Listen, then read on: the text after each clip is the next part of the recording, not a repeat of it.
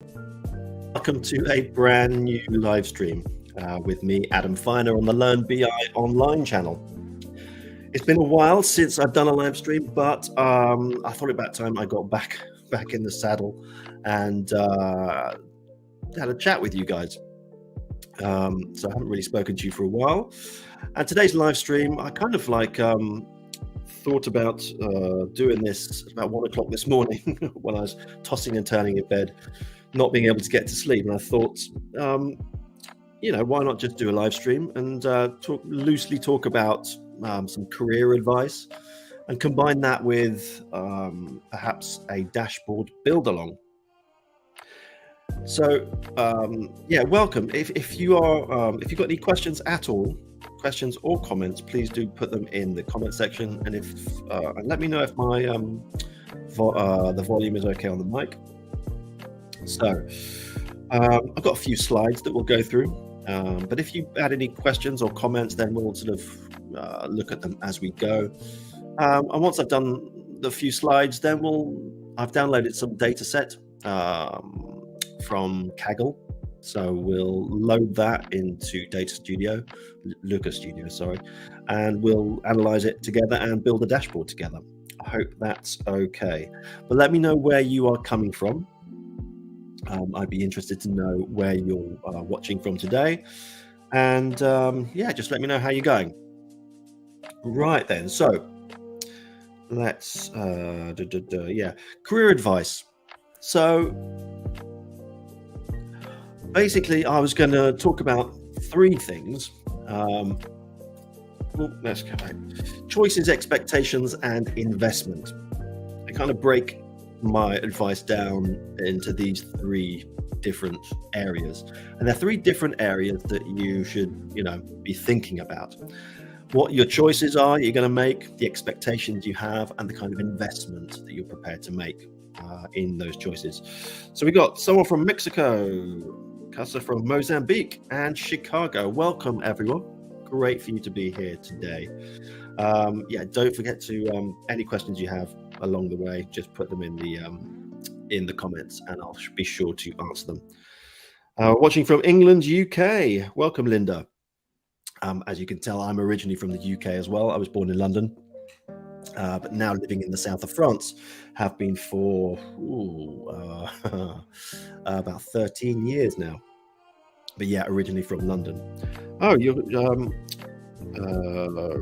Zaru is from France as well. Welcome. Whereabouts in France are you? So yeah, we're just hanging out, talk about these choices, expectations, and investment. And first, a bit about me. I thought it only fair to share kind of about my choices, expectations, and the investment in terms of how I transitioned from what I was doing into business intelligence. It might actually be interesting for you to hear the story and get some inspiration from that. But essentially, I've been in France since 2009. And I've been in business intelligence since 2010. Or was 2010? Yeah, 2010, beginning 2011 maybe, when I joined a French tech startup who built this cloud SaaS BI tool, which was really quite innovative at the time because it was cloud SaaS, and this was before Tableau Cloud and Data Studio and all these cloud-based BI tools. This was like really a front runner to that. So that was really exciting. So that's where I started.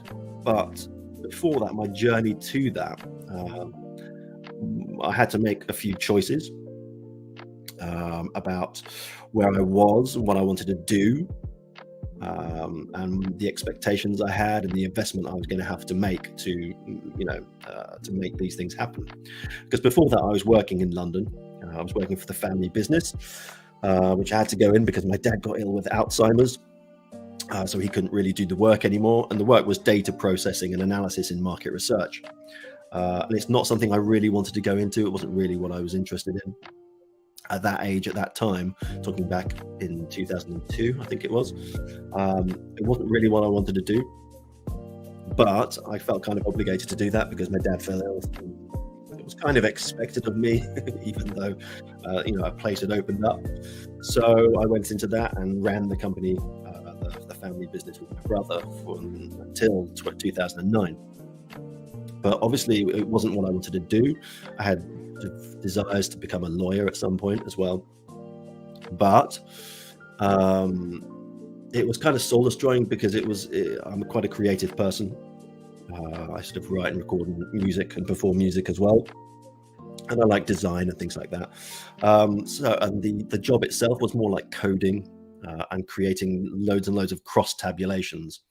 So you like code and process a survey and create these cross tabulations and spit out loads and loads and loads of pages worth of cross tabs. So really sort of quite dull work. So it wasn't very interesting. And after 7 years of this being sort of thoroughly miserable, I mean, I had a really good life. I mean, I owned a beautiful flat apartment near Camden Town in London. I was making good money. I was driving an Audi sports car. I was single, young, free and single, and I was having a good life. But the work aspect of what I was doing on a day-to-day basis wasn't really for me. And I thought, there's got to be better out there. I can't do this for the rest of my life. So I had to make a choice. So this is talking about my choices. And my choice was to quit London. So what I did was I packed as much as I could into my Audi TT, which had quite a big boot, the first model. But I crammed everything in as I could. And I drove all the way down to France, at the south of France, where I am now, the town where I am now. And that was a choice, to leave my kind of comfortable life in search of something a bit different. I mean, I didn't have any expectations as to what I was going to do. There's that word, expectation. I didn't have any expectations as to where I was going to end up, what I was going to do. I kind of took some equity out of my flat, my apartment, to support me for a time while I was kind of looking for what I should be doing. So, but no expectations until I came across, I took kind of like 2 years of sabbatical. I was doing a bit of work for teleworking for the job in London, but I was kind of winding that down until I was really not doing anything at all. And I basically had a party for 2 years until I ran out of money. And that's where you really do have to make a choice, because you need to make some money. You need to make a living. And I literally was penniless at that time and had no way of, taking more money out of my property. Anyway, long story short, my friend actually found a job at this tech startup and said that they were looking for people to join, initially as a salesperson. And I thought, why not? It was about an hour away on the train, so an hour commute there and back every day. And I didn't have any expectations for that either. It was a startup. There were about 8 or 9 of us when I first joined, and they were very young. They were actually younger than me, the founders. But they didn't. They had a clear image of what they were doing, and they had this great product that they were constantly developing. But it was like taking a punt, as you say. You never knew. I didn't really have any specific expectations as to what that would be. But the choice was to go for it and make the investment in terms of not just my time. Obviously, I was being paid for my time, not very well at the start, but the choice was to invest and believe in this product and see where it would take me. It's going to ride the wave. Cut to like a few years later, and I wasn't working in sales. I was the head of training and customer onboarding, and I took care of like client projects and things like that, consulting with the clients. But anyway, we eventually got bought out by Zendesk, which is a company in the States. They wanted to integrate the tool that we created into their family of products. So they bought us out. I can't remember, it was $25 or $50 million. They bought us, and I ended up, all of this from just joining a startup for very little money in the south of France. I ended up working in the head office of Zendesk in San Francisco. So all this to say that choices, expectations, and investment are all 3 things that you can talk about when you're talking about careers and changing careers and sort of developing your professional life. So that's kind of my story in terms of the choices, expectations, and investment I made. Let's have a look at a few comments here. Right. So, hello. I would look to understand from you as a BI engineer, along with data warehousing and ETL skill. Can we take our salary up to that sort of software developer? Well, software development isn't necessarily it isn't at all, in fact, my area of expertise. My area of expertise is kind of data analysis, and business intelligence.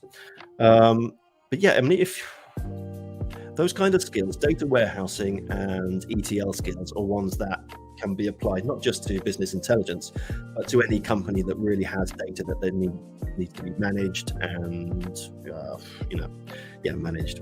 So in terms of taking your salary, that's not something I really know anything about, I'm afraid. But those skills are really skills that, as I said, can be applied to lots of different work scenarios, different jobs. What else we got? I'm actually a business analyst, but I use SQL, web service, Git, Jenkins for the tests and for writing feature. Would like to switch to BI analyst, but they don't let me a chance. Okay. So you use SQL already? Well, I mean, that's half the battle. I mean, if you know SQL, then you're already kind of half qualified. If you're good with Excel, which I'd imagine that you are, all you really want to do is to learn a BI tool, like really, really well. But if they don't give you a chance, this again, we're talking about choices. So, do you stay where you are, or do you try and find something better that suits you best? Do you make that choice, make that leap, put the investment in? If you need to do some learning outside of your current job, don't let what my advice would be is don't let anybody tell you what you can and can't do. Okay, anything is possible. Well, depending on your circumstances, obviously, but don't let people tell you that what you can and can't do. If you want to do something, you do it. I mean, going back to my experience, I talked about wanting to become a lawyer.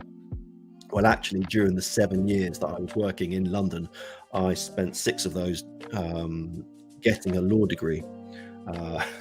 So I actually have a law degree, but by the end of the 6 years, it was like it was a part-time course, so it took me 6 years. But by the time of that, I didn't want to be a lawyer anymore. So things change. Okay, but anyway, yeah. To get back to your comment, don't let people tell you what to do.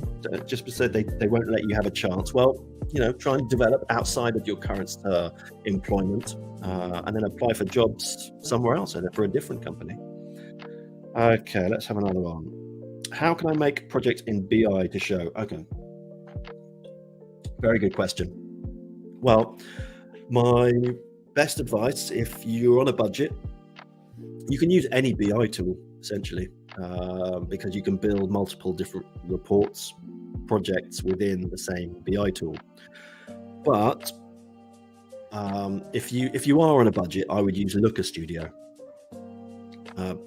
You've got quite a lot of options in Looker Studio as to how you can make your portfolio look. When I talk about a portfolio, you can have lots of different pages in a report.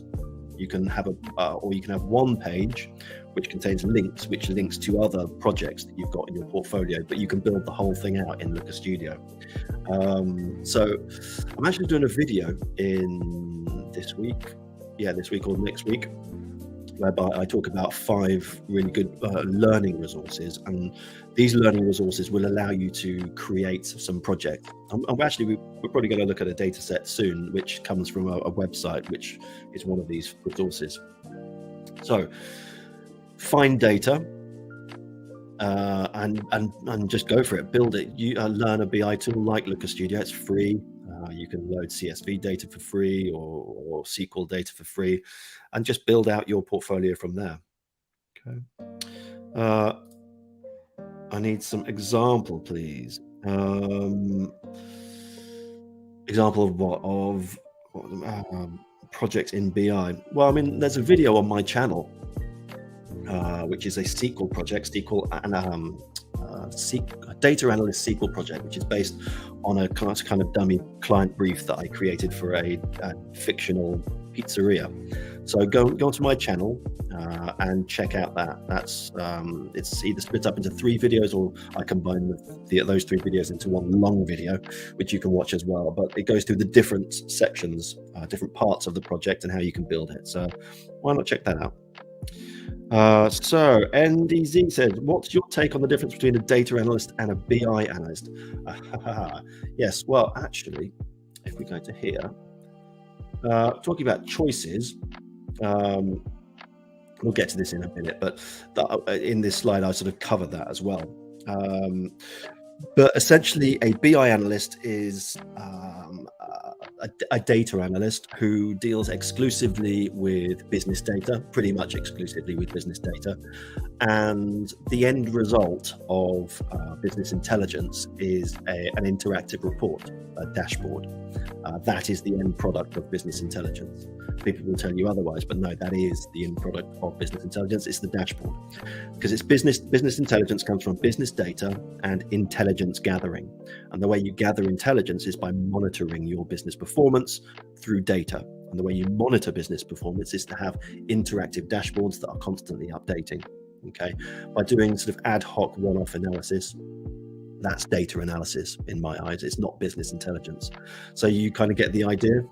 That's what the kind of difference is. A data analyst can deal with all kinds of data, whereas a BI analyst is analyzing business performance by harnessing the data that a business generates in all of its different activities, bringing it together and combining it, blending it into interactive reports, these dashboards, which people can apply filters to, etc., and then get insights to help drive data-driven decisions. Yeah. Okay. Linda says, I saw SQL Pizza video and it's definitely worth watching. Thank you for that. It took there was a lot of effort that went into that. I'm going to talk a bit more about that a bit later on as well, because I don't know whether you saw, but there was a bit of an argument I had with a couple of people, and I put a poll on my channel. Anyway, I'll talk about that a bit more in a minute. So Piyush says, hello again. Can you at least let us know the demand of BI and a minimum and average annual salary? That really is like, how long is a piece of string? Because where are you? Are you in, well, I think you did tell me where you were earlier, but it really depends where you are. All I can say is that the skills of a BI analyst are sought after. And because of this, you can ask for, you do generally tend to be paid a good wage, higher than average wage. So it's really difficult to say. The demand for BI will depend on your marketplace, how developed the marketplace is. The average salary. I don't know where you are, so it's impossible for me to say. All I can say is that when I worked in San Francisco, I think the average salary, or the sort of minimum salary really for a sort of BI analyst or data analyst, was about $100,000. But that's San Francisco. So in France, it'd probably be about 50, 60 minimum, 50,000 euros minimum. But it depends on your experience as well. Are you going for an entry-level job? Do you already have experience? If you're going for an entry-level job, then it really depends on what experience you have, the size of the company. So many different variables. It's impossible for me to say. I'm sorry. Hi from the UK, Charlotte-Otti. Okay. Hello. Okay, so I've 29, retrained, currently still studying, and have been out of work for a few years with kids and struggling to find anyone to let me in for experience. Any tips? I think you need to be, my advice is to be more proactive and develop your portfolio. That's basically, your portfolio is your CV.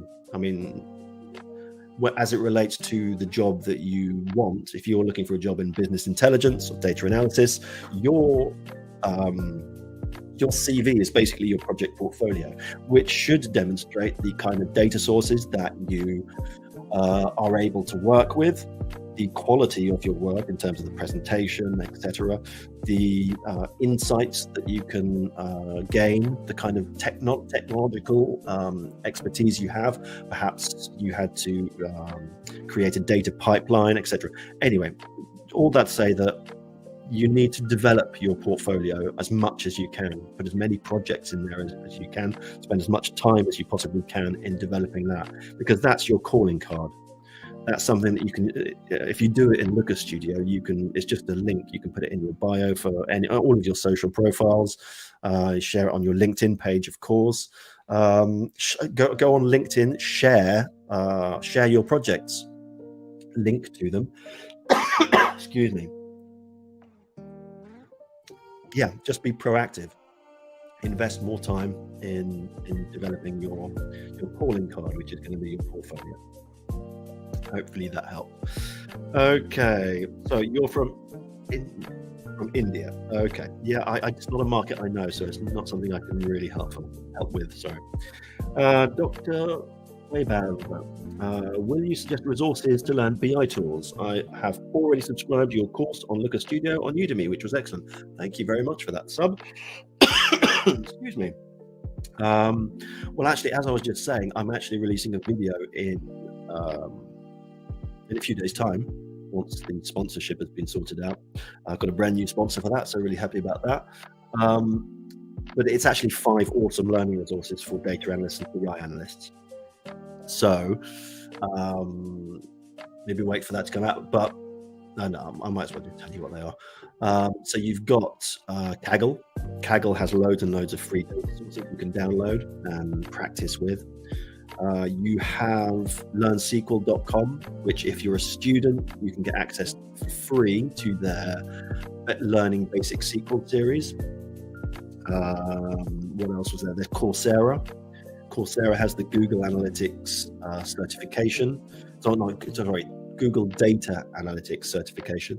That's not free, but to have that on your CV, and that certification is really quite good. And that goes through loads of different aspects of data analytics, so that's really good resource. I'm trying to think of the other ones I mentioned in there. BigQuery. BigQuery has loads of open public data sets that you can work with. And there was one more which I can't think of right now, but if it comes to me, I'll let you know. Those are just a few examples. Statista as well has a few free data files that you can use. Kimberly says, what do you think are the key steps when creating a tech startup that offers BI services? Excuse me, specifically using Power BI. I kind of, one of my live streams, I kind of broached this subject. I think if you're just starting out, I think you should target a particular industry. So it could be anything at all. Restaurants. Excuse me. Restaurants, architect. Just think of any business, but something that you have a sort of fair interest in, and you kind of know what the data is going to be like. But you don't want to spread yourself too thin. So if you're sort of if you're talking about a tech startup, I'm not really sure what that would look like, to be honest, unless you were building like an ETL tool that offers BI services. What kind of services do you think? Let me know what services, and I'll see if I can give you a more detailed answer than that.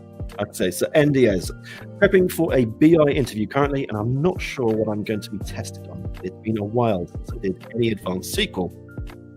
The GUI on modern BI tools helps a lot with SQL modeling already. That's true, and that actually reminds me of the fifth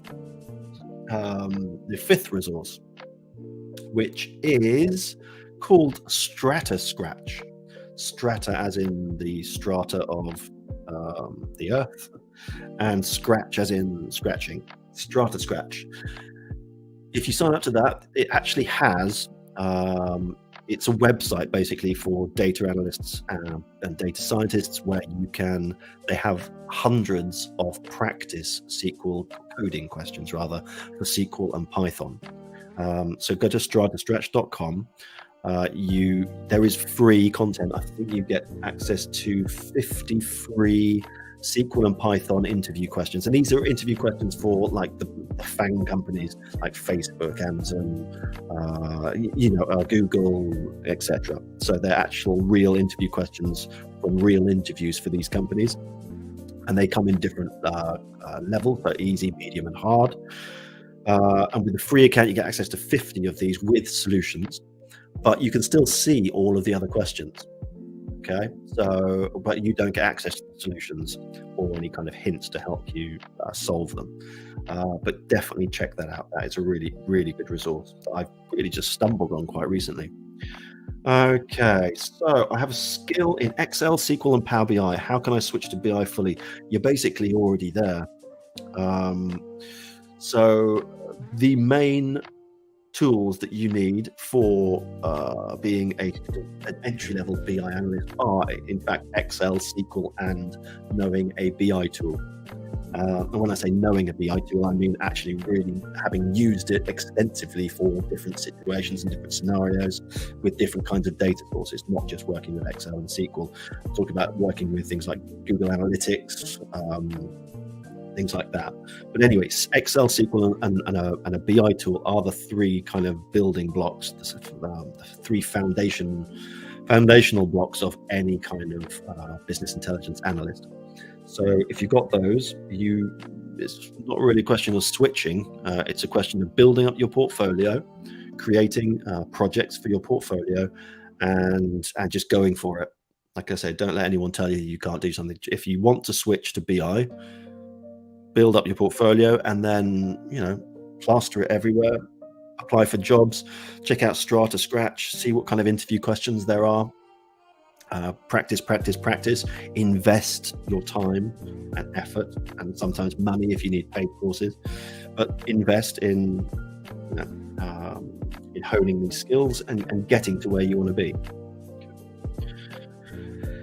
Can you describe a typical week as a BI developer, i.e. what percentage is spent in meetings, discussing requirements, planning, cleaning data, building a dashboard, troubleshooting, etc.? Okay, so a BI developer is something that's different from a BI analyst, and not often are you both. So a BI developer is essentially a data engineer. So a BI developer will create kind of the data pipelines and set up the databases and the data warehouses and the kind of back end of it all, really.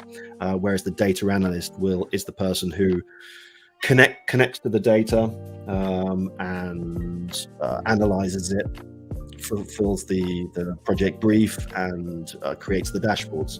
So they're different jobs. I can tell you as a BI analyst, for me, I am a BI consultant, so I work for myself. I don't have staff. I just work on projects by myself. So I do everything. But I mean, I can tell you when I was working before for this BI tool SaaS startup, I was working with clients. I was dealing with clients on a day-to-day basis on different projects, different data sources, etc. So it's difficult for me to say exactly. It depends on whether you're working in a team, whether you're working generally by yourself. It depends on a lot of things. It's difficult for me to say. But you won't be doing all of those. As I said, the BI developer and the BI analyst are two things which are different. So you won't be doing all of those things that you mentioned yourself. Some of those will be the role of somebody else. Okay, what's your opinion about certification like PL300? I don't know what PL300 is, I'm afraid. It's not something I'm familiar with. Okay, so back to Kimberly. A bit more information. Okay, so BI services offering like pre-built BI apps and consulting services that build reports and dashboards from scratch based on business requirements. Yeah, well, that's essentially what I do. It's just you're essentially a BI consultant. Your services, when you consult with clients. They come to you and they say, either we don't know how to get started in BI, we have this data, that data, what do you suggest? And then you sort of advise them on where you think they should go.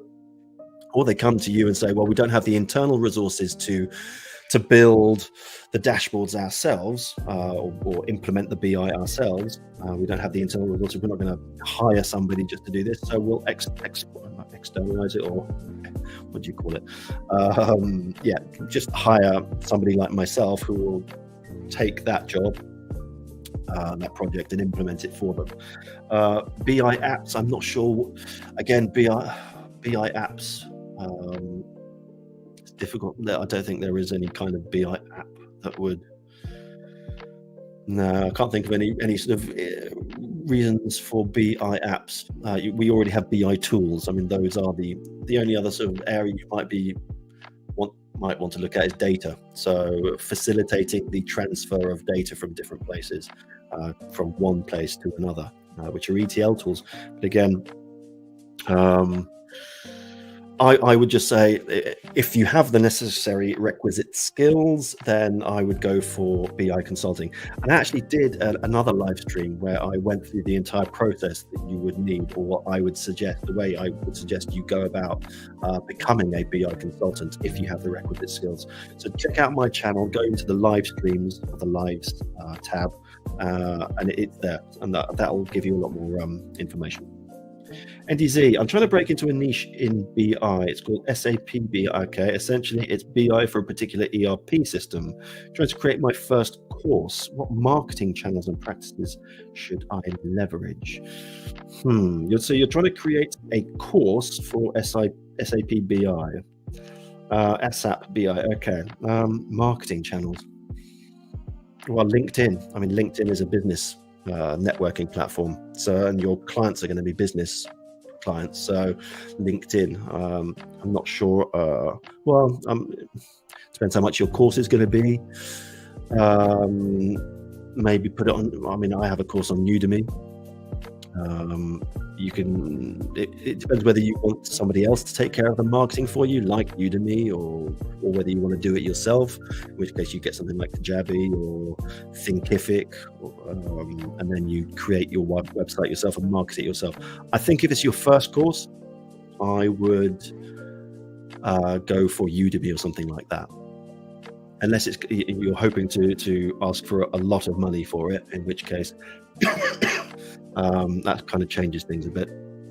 I don't have an experience of charging for really expensive courses, but LinkedIn is the best one. Excuse me. Okay. All right, we're at the end of the comments. Keep them coming if you want. I'll get back to them. Back to the presentation. Hang on.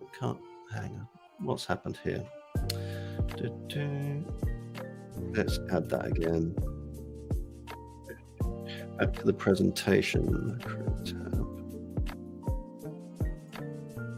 That's better. All right, in terms of choices, you've got to think about what's your why. Why do you want to, if you're thinking about transitioning to a career in business intelligence or data analysis or whatever it may be, what is your why? What is your driving force? Is it for money? Is it for fulfillment? Is it because your current job, like in my situation, is really not what you think you want to do? So you really got to think about your why, and you need to make your mind up. There's no good in sort of thinking, well, I might want to do this, or maybe I could do that if I don't find that interesting. I think you really need to make your mind up. If you set yourself a goal, you really need to make your mind up, and you need a plan. You need to plan. Do you want to be a BI analyst or a data analyst or a data scientist? What exactly is it that you want to do? Because the skills you need for these different roles are different. So that's why you need to make your mind up. There are obviously skills which are common across the three, but I think it's always good to make your mind up, formulate a plan, and have a goal and aim for it. Okay, make a choice. What are your priorities? Is it, as I said, is it money that you're after? Is it more job satisfaction? What is it? In terms of expectations, obviously, I don't know why I put that there, but it goes without saying, really. Any kind of new career start or transition to a new career isn't going to be easy at all. It's going to be a lot of hard work. So there are no shortcuts. There are no shortcuts, no easy routes to getting to where you want to go. And anyway, you don't want to be taking shortcuts, because essentially you want to be, when you get to where you are and you get your job, you want to do it to the best of your ability. And you don't want to get there by having put in the least amount of effort possible. You want to get there and like blow everyone else out of the water and show exactly what you can do. And as I said, I went from joining this tech startup. I was only working like 15 hours a week doing sales calls and like prospection and things like that. And I was making only about equivalent of $1,000 a month. Okay, and this was when I was penniless. I had no money at all. Fast forward, having invested and believed in this project and been a really big part of this project, being bought out, I ended up a few years later working in San Francisco with a 6-figure salary.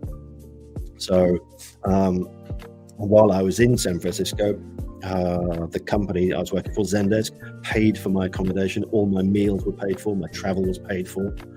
I was basically put up in this really nice apartment in downtown San Francisco with a 6-figure salary, as I was saying. So it does pay to kind of invest. Anyway, there are no shortcuts. It took me a few years to get to that point, but there was a lot of investment in that.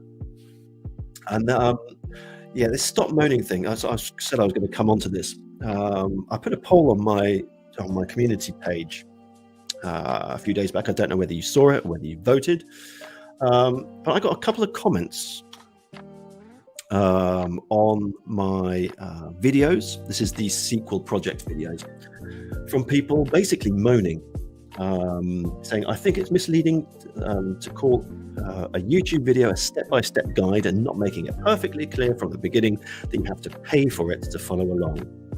Or, and this is what he's quoting me here, given all of the time and effort that went into building this project, I'm not giving it away for free. It's currently $9. Okay, so it's not a huge amount of money I'm asking for a project that I've spent days of my time creating, and that I posted for free on my channel. It's an hour's worth of content. You don't actually need the data. If you actually invested your time, the time you spent moaning into actually creating some dummy data, which is fairly easy to do, then you don't actually need to download or pay for the downloads. But still, you get this kind of, this is the attitude that I can't stand. It's their expectation, as far as I'm concerned, is that things should be free. And I don't think they have any concept of kind of the work and effort that goes into the creation of this content, and the years of experience that have gone into getting to where I am, etc. And having 54,000 subscribers on YouTube, which is a feat in itself. I mean, something I'm really proud of, and thank you very much for being here. But yeah, these two comments here just really kind of got me down. They're basically saying that I'm being dishonest, which, for somebody who does lots of free content, really isn't a kind of nice look. Anyway, I'm moaning now, so I'm going to stop. In terms of investment, what are you prepared to invest? Are you prepared to invest money? Do you have money you can spare money you can invest? Or do you have a really zero budget and all you've got is time? Are you prepared to invest the amount of time that's going to be necessary for you to completely or either transition from what you're doing now or start from scratch? Yeah, what effort are you willing to put in? What will you need to sacrifice? Weekends, evenings, time with the family, all of these things you've got to think about. Okay, so any more questions? We got, What's the difference between a business analyst data? Oh God, I get this question so many times. A business analyst has aspects of business intelligence in it, but it's more like um, the person who comes in to improve business performance and conducting business intelligence is a part of that. A business analyst could employ business intelligence, but their role is far more kind of overarching and analyzing a business and how the direction a business could go in, or where a business is falling down and could be improving, that kind of thing. Data analyst, kind of covered that earlier. A data analyst works with any kinds of data. They can do different kinds of analyses, statistical analyses. You can do business intelligence as well. Data analysts can do that. Data analysts and data science kind of overlap as well. Data science is more about I actually did a video on this recently. Data science is more about testing theories, identifying patterns, clustering, segmentation, things like that, whereby you can really kind of, it's like ad hoc analyses that you can do to identify patterns in your business data, to test out theories and things like that. So there is crossover in all of these things, but they are also quite distinct. NDZ, how do you make out time for creating content regularly? Before you started creating content, did you know how it was going to turn out? Did you create a budget and buy all the necessary equipment? No, it's a good question. I started my YouTube channel when I left Zendesk. I mean, and that's another choice. Like I was saying, I had my comfy. They were prepared to keep me in San Francisco at Zendesk headquarters and pay me, and keep, I could have this very comfortable life. But I actually chose to leave because it wasn't satisfying. I kind of got to the end of the journey and decided I didn't want to do what I was being asked to do now, which was essentially train Zendesk employees on the tool that I was part of. So I left my 6-figure salaried, all expenses paid job in San Francisco to come back to France and quit the job and become a BI consultant and set up on my own. See, that was a choice, and I had no expectations as to how that was going to work out.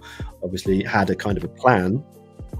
I was an expert in this tool, and people and the clients, were kind of there for me to implement their projects, etc. But anyway, I'm not sure why I went off on that tangent. Oh yeah, from this question here, I set up my YouTube channel when I went independent and set up my BI consultancy in 2017.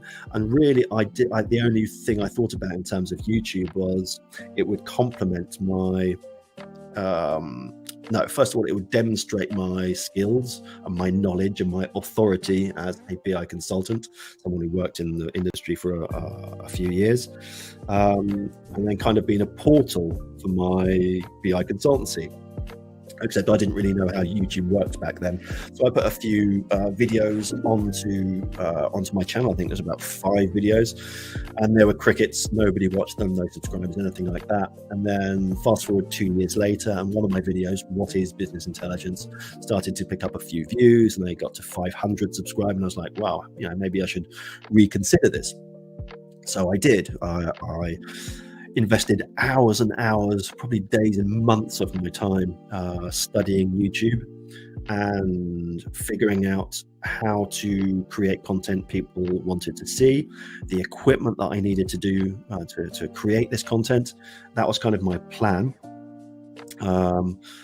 I was making money as a BI consultant, so I was able to invest in not the best equipment, but good enough equipment to get started. So let me just reread the question. Before you started creating content, did you know how it was going? Yeah, no, I didn't know how it's going to turn out. The expectation was that it might bring in clients for my consultancy, but it didn't work out that way, obviously, because that's not what people go onto YouTube to find. They don't go onto YouTube to find a BI consultant. They find it through other means. Did I create a budget and buy in a circumvent? I didn't really create a budget. I just kind of thought, it's not making me any money. So, but I was making money. So I'm going to invest in half decent equipment, not the best, and give it a go. I thought I would give it a go. And I did, and I haven't looked back since. As I said, I'm over 54,000 subscribers now, and I'm adding almost 3,000 subscribers a month. So thank you to everyone for that. How would you like it if we started building a dashboard? Just maybe for 20 minutes, just load some data and check it out. Let's maybe do that. Okay, let me stop this and share screen. Just give me a second. Share. So let's take this down. Where am I? Okay. Right. Okay. So let's go back to this. This is Looker Studio. So if you're not familiar with it, it's Google's free to use BI tool. It's really good if you're a beginner and you want to start learning BI and learning BI tools. Get onto this and learn Looker Studio. It used to be called Data Studio, but it's now been called Looker Studio because Google bought Looker a few years back. And this is basically the front end to the Looker back end. Anyway, I hope you can see everything okay. I'm just going to see if I can. That might be a bit better. So I'm going to create a data source. And it's going to be I hope you can hear me okay. It's going to be a file upload, which is basically CSV.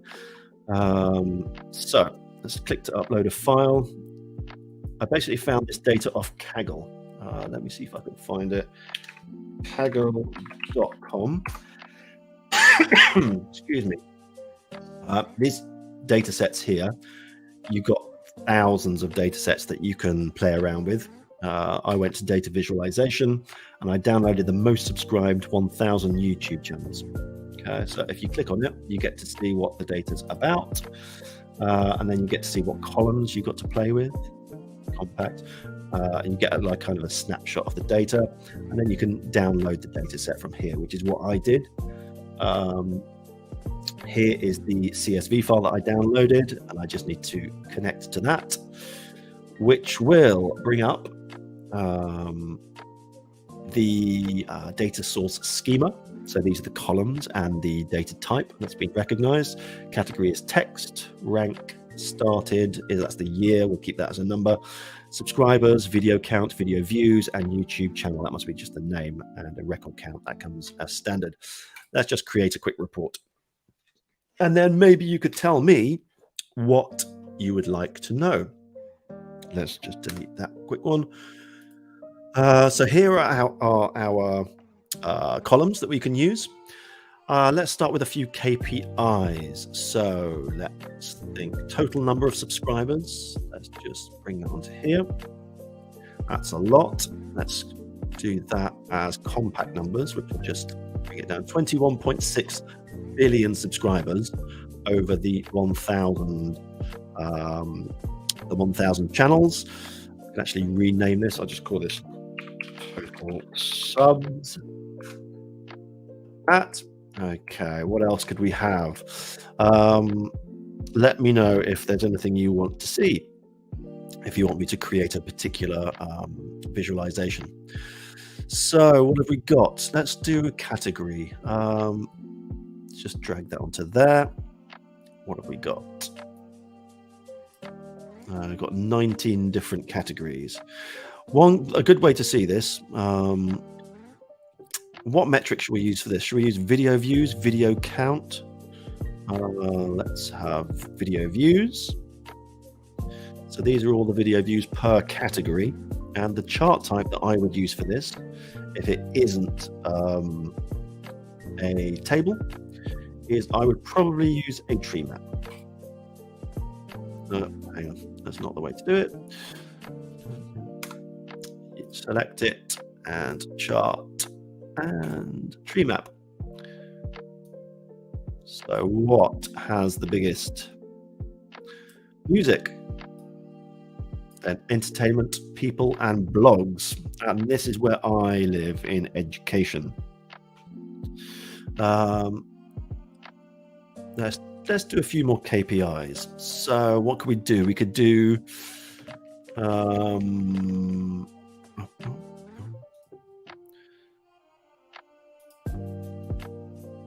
on. So where are we? Data. I think this happened to me last time, whereby I wanted to create a calculated variable, calculated field, but it wouldn't let me. I don't know whether it's because I'm in incognito mode or what. I don't think so, but it's very, very strange. Okay, anyway, let's total subs.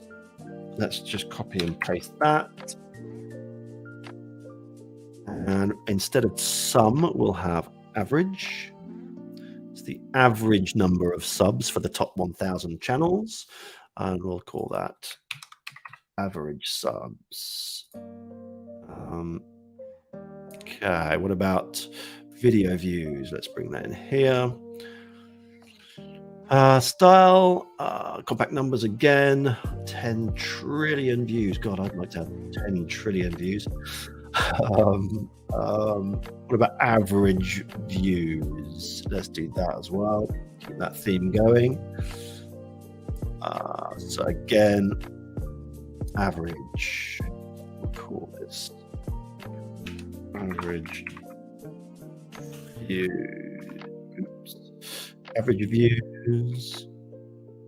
Numbers. Average number of views, 10 billion. What else could we do? This is just how about okay, year started. Let's shrink this down a bit, and we'll bring on started. Actually, what I'm going to do, going to add a bar chart like so. Now, started is basically a year. It's a number, but we want to use it as a dimension because we want it to break down the actual video views. So let's do started as a dimension. But what we really want to do now in terms of sorting, we don't want to sort by video views. We want to sort by started and ascending. Okay, I don't know what people in 1970. That don't think so. I think that's where there is no data. Anyway, so in 2006 seems to be the year where most people started most of these big channels started their YouTube journey. That was a really good year for. In fact, instead of using started, I'm just going to use record count. So this is going to tell us the number of rows. The record count is the number of rows.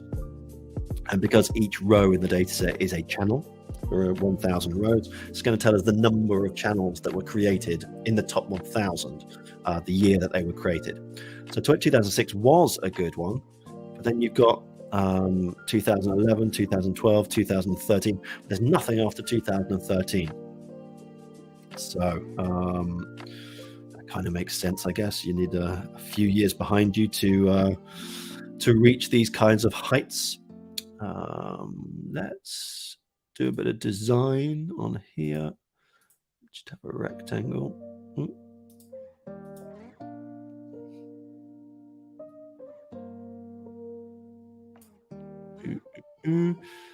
Let's do a nice. We're going to talk about YouTube. Have a red. In that case, let's use red for that as well, and red for that too. Okay, there we go. Okay, let's add, this is just going to be a really quick dashboard. So what was it? Top 1,000 YouTube channels. If you've got any questions at all while I'm doing this, please feel free to drop them in the comments, and please do hit the like button as well, and subscribe if you haven't already. That goes without saying. And thank you if you do. Oh yeah, select that. Why isn't that working?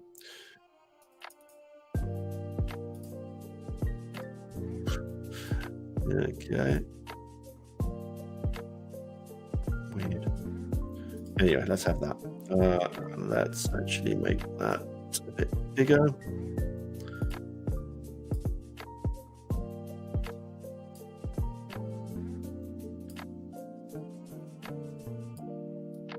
That's really fiddly, these things. Or sometimes it's just best to use your arrows.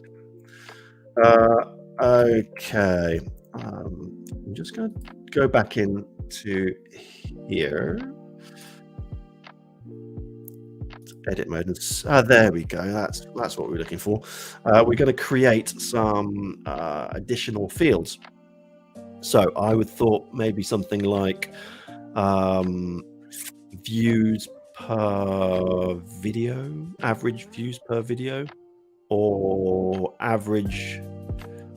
That's basically what that does. Video views, total video, average video views, average subscribers. I think we can actually just do that without using a calculated field. We just again do like we did before and change that from sum to average. So average number of subscribers. Oh, we've already done that. Sorry, we've already done that. Okay. Maximum number of subscribers. That's what we can do. Max subs. Yeah, we don't need to have the compact numbers for that. Oh, actually, we do. We just don't want any. So max number of subs. So the biggest channel on YouTube has 234 million. Do we want to know what that channel is? I should probably, that's probably like the most basic thing that you'd probably want to know. This doesn't need to be this big. Really doesn't. That's one thing that a lot of dashboard designers make a mistake with, really.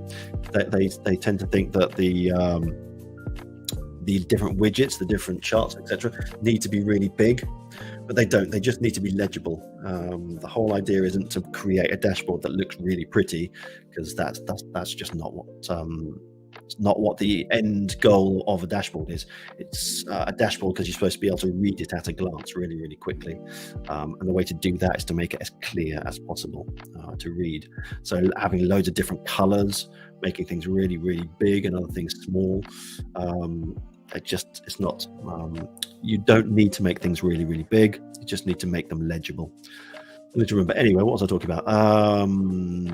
YouTube channel. Let's just drag this onto here.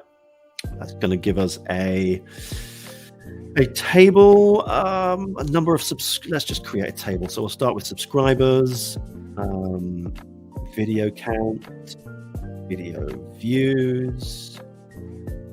What else was there? That's it. We don't need the rank because we yeah, actually we do. I'll tell you why. If we look at the data, I don't know whether you can see that. No, you can't see the data. But anyway, in the data, there are certain channels, and all of the YouTube channels are missing some data in terms of the number of subscribers and the number of videos and the average number of views. They part of the 1,000 biggest channels, but they're not. They don't have specific data. So anyway, if I was to sort on subscribers or anything like that, or certain metrics, these channels wouldn't appear. So that's why we would need rank, and in that case we don't want the row numbers. There we are. Get rid of the row numbers, and we'll go back and we'll put rank first, and then we're going to sort down here, not by video views, but by rank ascending. So the top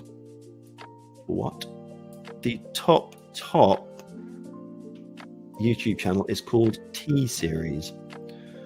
Never heard of it. Yeah, you can see what I mean here by the YouTube movies. They don't give you they give you a number of subscribers, but not number of video count or video views. That's YouTube Music, YouTube Gaming, etc. So this is kind of what you would expect to see. If we double click one of these dividers, that will kind of, let's make this smaller. What else could we put in there? Are you still there? I can see there are still a few people here, but we've been going for an hour now. So maybe this is what it looks like. Obviously, we could put lots more in there as well, but I think that'll do for today. I think we've gone on for an hour. I hope you've enjoyed the stream. I hope you enjoyed some of the advice, the career advice I was giving. Really, just to sum it all up, about choices, expectations, and investment. You know, you need to make choices. You can't sort of sit on the fence. You need to make decisions. You need to set expectations, but expectations only of yourself, not of other people. You can only rely on yourself. And investment, you've got to be prepared to invest your time, effort, and also money. Don't expect people to give you free stuff. I mean, it's my absolute pleasure, and I really enjoy creating free content on the internet, on YouTube. And the one time that I thought I'd ask for a few dollars for some of my work, people start complaining, despite the hundreds of hours of video that I put out. Anyway, all that to say, don't expect anything from other people. Just follow your own path and follow your instincts, make the choices, don't sit on the fence, and go for it, and invest time and money as well. If you have a small budget, or if you have no budget, there are loads of resources out there. And as I said, I'm going to be doing releasing a video in the next few days, which is these 5 resources for data analysts. And the good thing about these is most of them are paid, but also they do have free content that you can use, which is why I included them. So it's kind of tools and resources for all budgets. But anyway, at some point or other, you are going to need to invest money, potentially in your self-improvement, and that's why you need to think about it. You need to think about investing in yourself. Okay, it's not money that's gone to waste. Anyway, thank you so much for being here today. Before I start going off on another tangent, it was really cool for you to be here. Please do hit the like button as you're here. It'd be really, really nice of you if you could do that, and do subscribe to the channel. That does mean a lot. Thanks again, and I'll see you soon for another live stream, probably next week sometime. Anyway, until then, take care, and I'll see you soon.